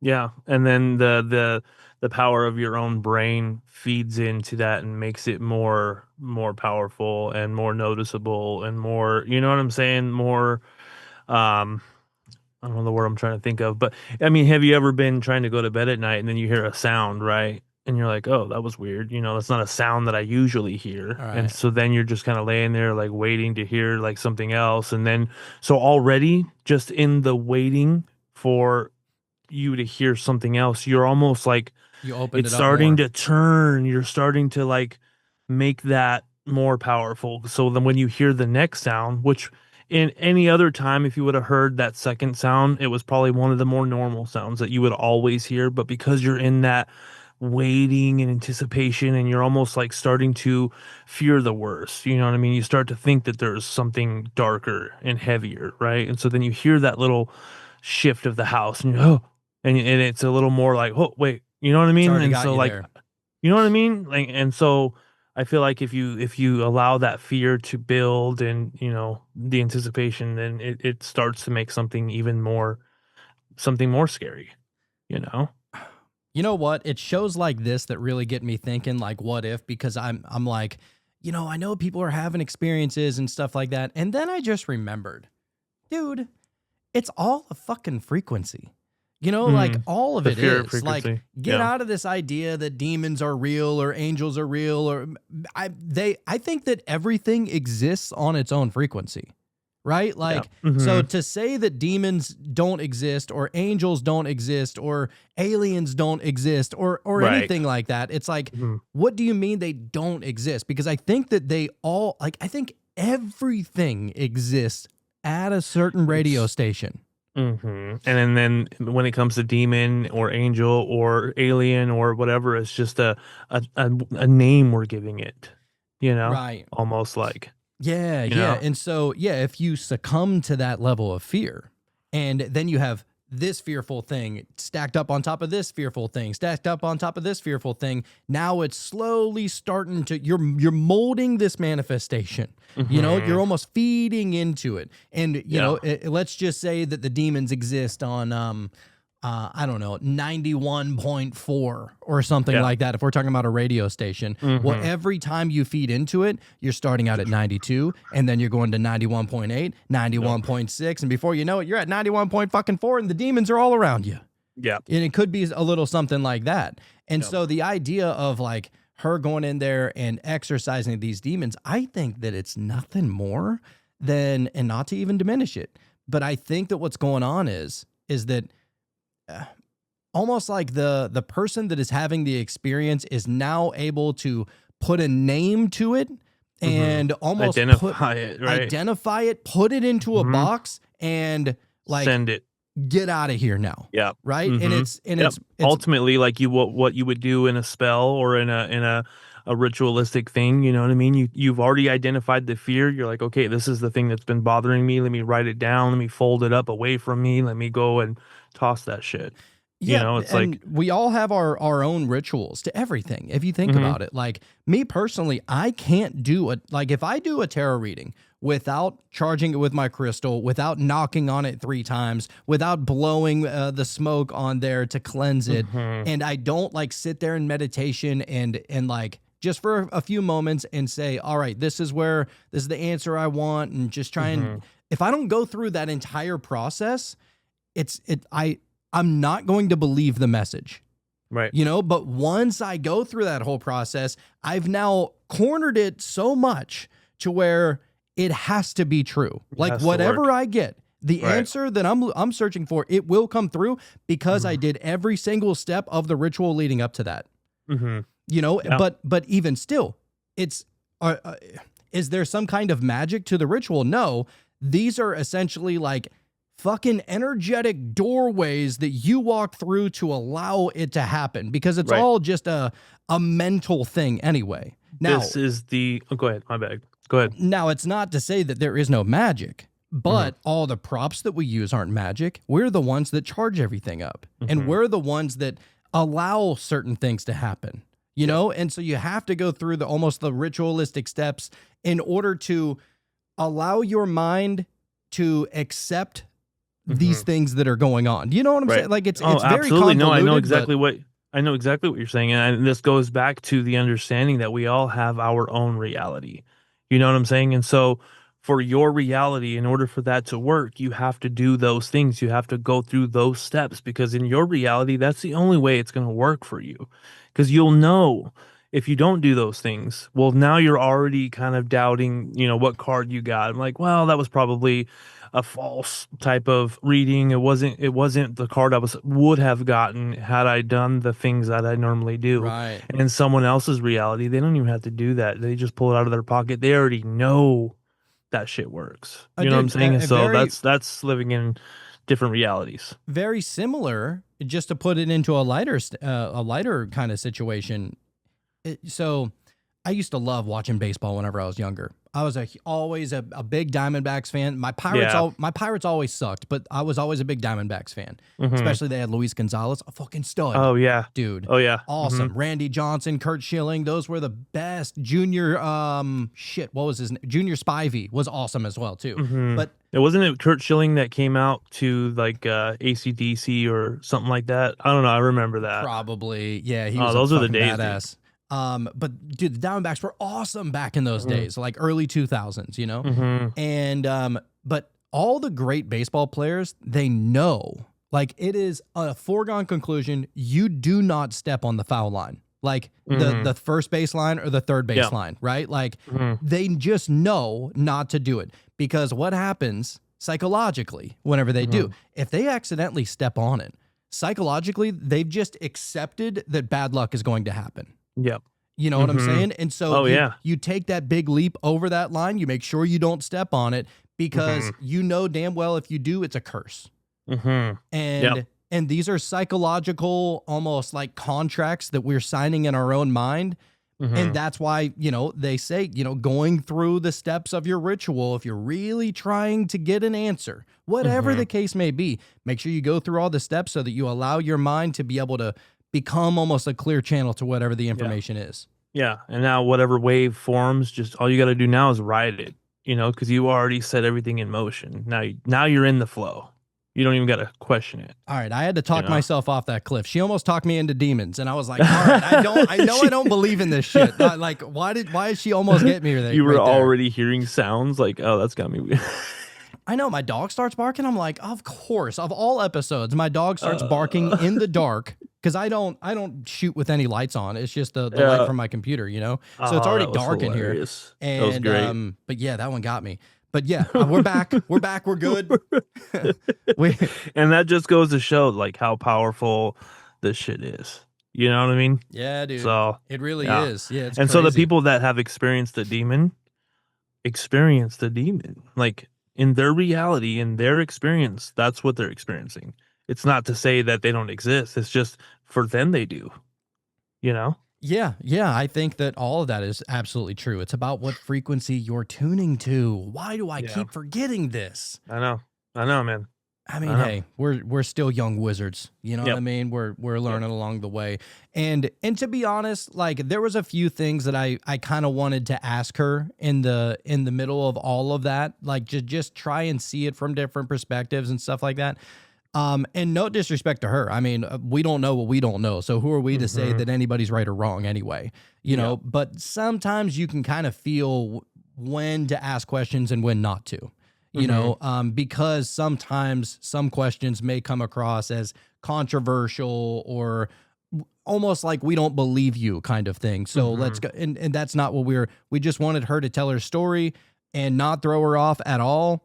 Very fascinating either way. I mean, look, we always welcome those kind of conversations, any kind of conversation. When she was describing the gentleman that was having like a healing experience and had to stop moving or whatever, and he was like really in it, right? And he was like trying to make his way to the couch. Like for some reason, I understood that, you know, and I've never had, you know, that kind of experience before. I mean, I know it's mushrooms, but like I've never had the experience of like having to, you know, make it to the couch, but I couldn't or whatever. But it made sense. I felt like that made a lot of sense. And coming back to that spot and like, you know, because you had to continue where you left off almost. And it's like, that actually really makes sense because the mind already accepted the path and the journey that it was on in order to get to the other side. So it was like you couldn't take a shortcut. Yeah. You know, it made so much sense, dude. Yeah, almost like he was at some sort of energetic checkpoint.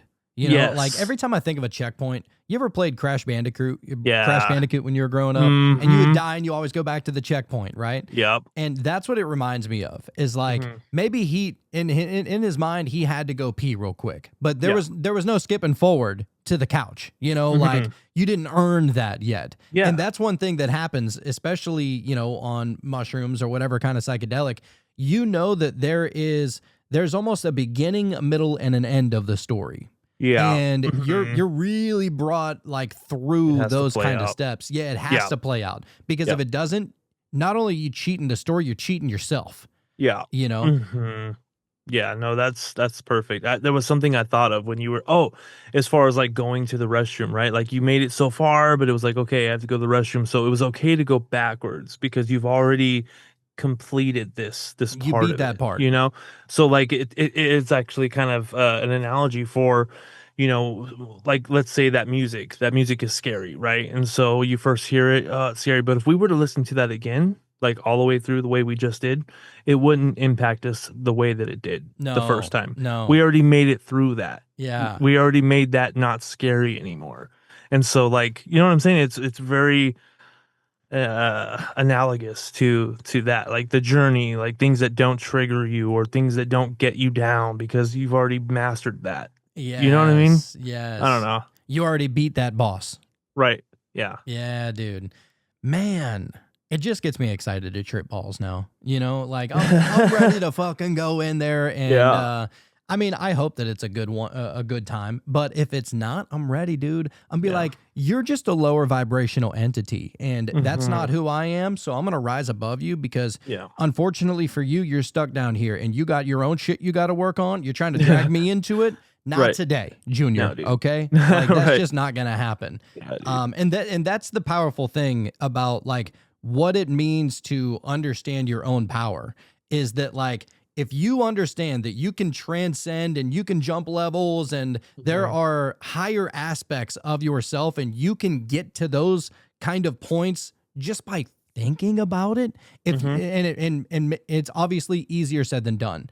But like if you know that you can pull yourself up out the mud and you don't have to succumb to the lower vibrational shit, dude, like that's superhuman. Yeah. Oh yeah, dude. And this is what I wanted to bring up earlier, as far as like the hidden knowledge, right? I feel like we have this idea that there's this secret knowledge that once we find that thing out, like, and this goes for everybody, like everybody's looking for this one thing, right? That's just gonna make everything perfect or everything better. It's the hidden knowledge, right? But like that hidden knowledge, whatever it is different for everybody. Oh You know what I mean? yeah, it has Like to the be. hidden knowledge that I need to hear or find out is so different from what it is that you're looking for. And so that's why nobody can agree on what the answer is. You know what I mean? I don't 100% know. agree I on had that that. thought today and I was like, oh, like, because if we all have our own reality, you know what I mean? And it's like something that I hear can just make me like, oh, that makes so much sense. And now, like, I feel so much happier all of a sudden just knowing this little tiny aspect of life, right? Little It's Easter not egg. the same. It's not the same thing that you're gonna you might hear that and go, you know what I mean? But for me, it was like the hidden knowledge I needed. Oh, dude, we're Right? we're all on this fool's journey, and everybody's Yeah. journey is different. That's the Yeah. thing, and most Mhm. of it is usually hurdles that were kind of created in our childhood.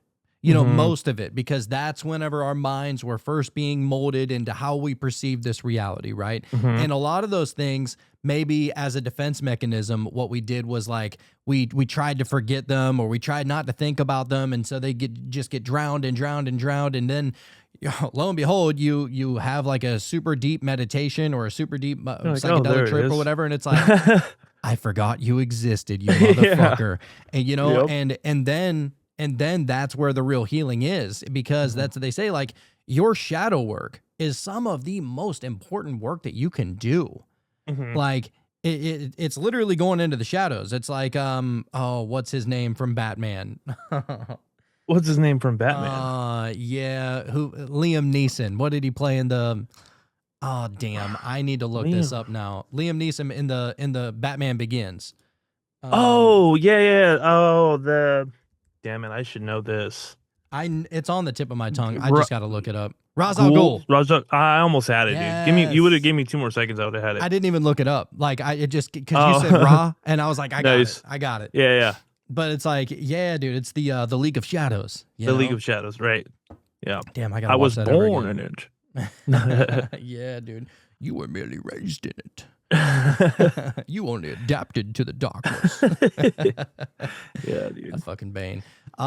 Anyway, all right. Look, normally we don't do, long after ceremonies like this, but I feel like it needed to. I needed to work on some shit after hearing all that. So. Yeah, dude. And I feel like we actually went through some sort of a journey on that meditation. Like that was some real shit, dude. Like Yeah. as unsettling as it was, I feel like, and that just goes to show, man, when you go through the shadow, you get so much more out of it, Oh, as opposed to 100%. if we would have just had a nice, high vibrational, sweet tones and all of this, we would have been like, oh, that was nice. But we go through a scary one and all of a sudden we understand some things a little different, Kind of makes me want to do more scary ones. Yeah, let's do it. I'm down. I'm down. Let's just do like the most horrifying meditation we can find. Let's do it. That's next. Maybe we'll see if it aligns with the. Let's with the let show, this but breathe. Right. Let's put that on the back burner for now, Yeah, and we'll yeah, see how yeah. we recuperate. All right. Sounds good. Anyway, all right, the one, we love you. Thank you for sticking around. And look, if you want to be able to get these shows a couple of days in advance, come over to patreon.com/metamystics. You can also go follow us on YouTube, youtube.com. And that link is down in the show notes below. I believe it's youtube.com /@metamystics111. I guess Metamystics was already taken. I'm not sure. But either way, Weird. it's all out there. Come and check us out on Instagram and TikTok. That's the 2 social medias we're most prominent on. And I guess we're going to boogie up out of here. But fun show, huh? Oh, dude, that was great. Took Took us on a journey. I love it. It did. Anyhow, all right, guys. We love you, and we'll see you on the flip side. Bye, guys.